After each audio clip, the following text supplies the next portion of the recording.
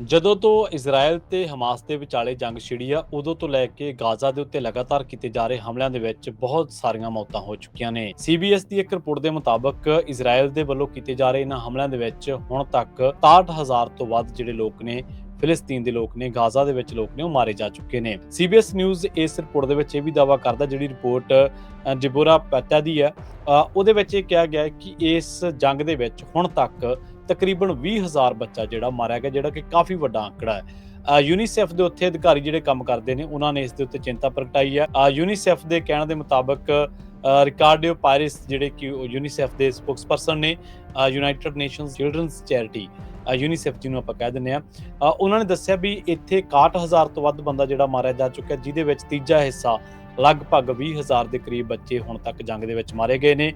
October 7 ਦੀ ਗੱਲ ਆ 2023 ਦੀ, ਜਦੋਂ ਹਮਾਸ ਨੇ ਇਜ਼ਰਾਈਲ ਦੇ ਉੱਤੇ ਹਮਲਾ ਕੀਤਾ ਸੀਗਾ ਤੇ ਉਹਦੇ ਵਿੱਚ 1200 ਲੋਕਾਂ ਨੂੰ ਮਾਰ ਦਿੱਤਾ ਸੀਗਾ। 250 ਤੋਂ ਜ਼ਿਆਦਾ ਜਿਹੜੇ ਲੋਕਾਂ ਨੂੰ ਅਗਵਾ ਕਰ ਲਿਆ ਗਿਆ ਸੀਗਾ। ਉਸ ਤੋਂ ਬਾਅਦ ਕਈ ਲੋਕਾਂ ਨੂੰ ਛੱਡਿਆ ਵੀ ਗਿਆ। ਇਹ ਵੀ ਦੱਸਿਆ ਗਿਆ ਵੀ ਹਲੇ ਤੱਕ ਜਿਹੜੇ 21-20 ਤੋਂ ਵੱਧ ਜਿਹੜੇ ਲੋਕ ਨੇ, ਉਹ ਹਲੇ ਵੀ ਜ਼ਿੰਦਾ ਨੇ ਤੇ ਉਹਨਾਂ ਦੀ ਗਿਰਫਤ ਦੇ ਵਿੱਚ ਨੇ। ਪਰ ਇੰਨਾ ਵੱਡਾ ਅੰਕੜਾ ਦੁਨੀਆ ਭਰ ਦੇ ਜਿਹੜੇ ਦੇਸ਼ ਨੇ, ਲੋਕ ਨੇ, ਮਨੁੱਖਤਾਵਾਦੀ ਨੇ, ਉਹ ਇਜ਼ਰਾਈਲ ਦੀਆਂ ਇਹਨਾਂ ਆਪਹੁਦਰੀਆਂ ਦਾ ਲਗਾਤਾਰ ਵਿਰੋਧ ਕਰ ਰਹੇ ਨੇ।